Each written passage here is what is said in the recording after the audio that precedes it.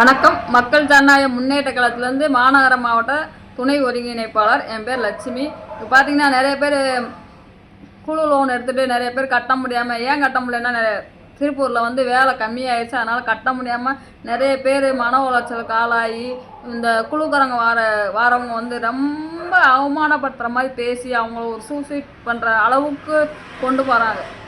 அப்படியெல்லாம் கொண்டு போகணும்னு அவசியமே கிடையாது. சட்டப்பூர்வமாக என்ன பண்ணணுமோ அதை பண்ணலாம். அது மக்களுக்கு தெரியாமல் எங்களை அணுகுறாங்க. மக்கள் ஜனநாயக முன்னேற்ற கழகத்தை கூப்பிட்றாங்க, நாங்களும் போகிறோம். போனோம்னா இப்போ ஒரு புதுசாக ஒன்று கண்டுபிடிச்சிருக்காங்க குழுக்காரங்க. என்னன்னு பார்த்தீங்கன்னா, தேர்டு பர்சன். நாங்கள் வந்து கஸ்டமர்கிட்ட மட்டும்தான் பேசுவோம், மூணாவது ஆளுகிட்ட பேச மாட்டோம் அப்படின்னு சொல்கிறாங்க. மூணாவது ஆள் யார் சொல்லுங்கள்? நீங்கள் லீகலாக போனீங்கன்னா அந்த இடத்துக்கு மூணாவது ஆள் வர வேண்டியது அவசியம் கிடையாது. நீங்கள் ஏன் லீகலாக ஒரு மக்கள் தெரியாத மக்கள்கிட்ட நீங்கள் லீகலாக போகலாம்ல?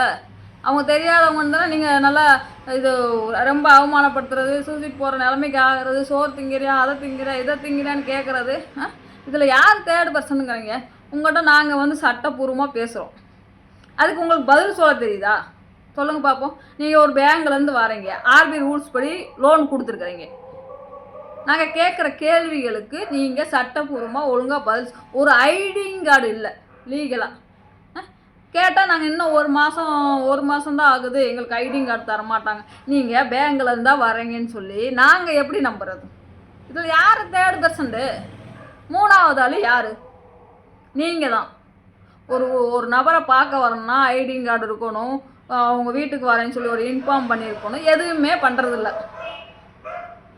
சும்மா காலைல நானும் பேங்கில் வேலை செய்கிறேன்னு ஒரு பேக்கை தூக்கி போட்டுட்டு வந்துடுறது.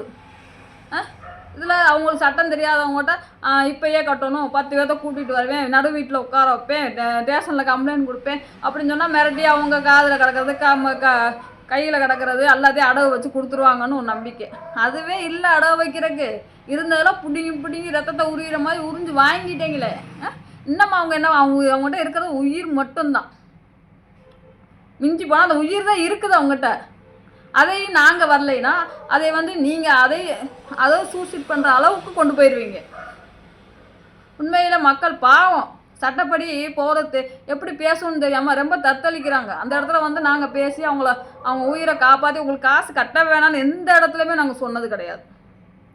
உங்களுக்கு டைம் கொடுங்க. லீகலாக ஆர்பிஐ ரூல்ஸ் என்ன சொல்லுதோ அதை செய்யுங்கன்னு தான் சொல்கிறோம். இதில் வந்தால் தேர்டு பர்சன்ட்லாம் நாங்கள் பேச மாட்டோம். ஏன் பேச மாட்டீங்க? சட்டப்படி யார் பேசினாலும் நீங்கள் பேசணும். சட்டம் தெரிஞ்சவங்க கூட பேச மாட்டீங்களோ? சட்டம் தெரியாத மக்களை தான் மிரட்டி உருட்டி பார்ப்பீங்க. அதில் நாங்கள் கேட்குற கேள்வி பதில் சொல்ல முடியாது. மேனேஜருக்கு ஃபோன் பண்ணி இருங்க ஒரு நிமிஷம் இருங்க, எங்கள் மேனேஜர் பேசுகிறாராம்மா. அந்த மேனேஜருக்கே சட்டம் தெரிய மாட்டேங்குது. உங்களெல்லாம் எப்படி வேலைக்கு சேர்த்தாங்க? தேர்ட் பர்சன் சொல்கிறதுக்கு உங்களுக்கு அருகதையே கிடையாது. சரிங்களா? ஒரு மேனேஜர்னால் எல்லாமே ரூல்ஸ் படி நடக்கணும். அது நடக்கிறது இல்லை. ஃபஸ்ட்டு லீகலாக வீட்டுக்கு வரவங்ககிட்ட ஒரு ஐடிங் கார்டு கொடுங்க. சரிங்களா? உங்கள் பேங்கில் இருந்தால் வசூலுக்கு வராங்கன்னு சொல்லி ஒரு ஐடிங் கார்டு,